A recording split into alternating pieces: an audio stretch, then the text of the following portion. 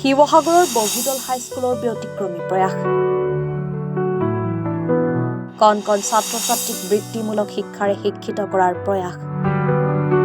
Oxford ফাউণ্ডেশ্যনৰ সহযোগত ছাত্ৰ-ছাত্ৰীক কাঠফুলা খেতিৰ প্ৰশিক্ষণ শিৱসাগৰৰ বগীদল হাইস্কুলৰ প্ৰশংসনীয় পদক্ষেপ কণ কণ ছাত্ৰ-ছাত্ৰীসকলক কেৱল চাকৰিমুখী হোৱাৰ পৰিৱৰ্তে বৃত্তিমূলক শিক্ষাৰে শিক্ষিত কৰাৰ প্ৰয়াস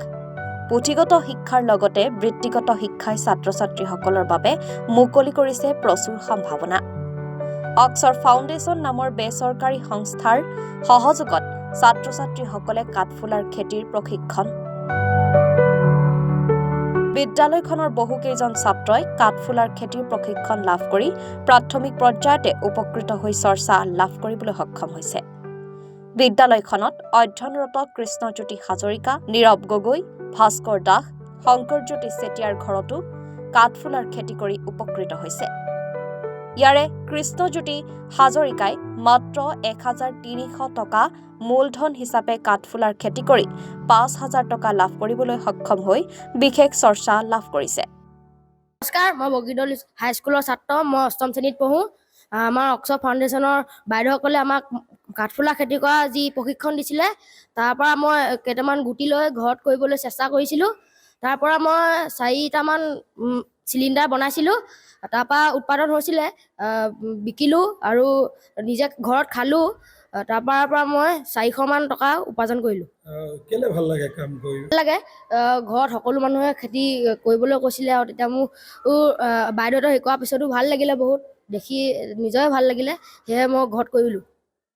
ধন্যবাদ আচলতে আমাৰ বিদ্যালয় অৰ্থাৎ বগীদল উচ্চ মাধ্যমিক বিদ্যালয় এটা NGO অক্সফৰ্ড ফাউণ্ডেশ্যন নামৰ সংগঠনে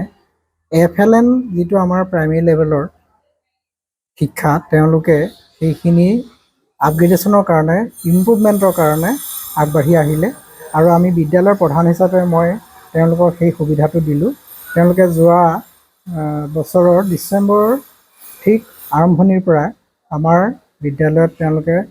এই কাৰ্যসূচী চলাই আছিল আৰু সমান্তৰালকৈ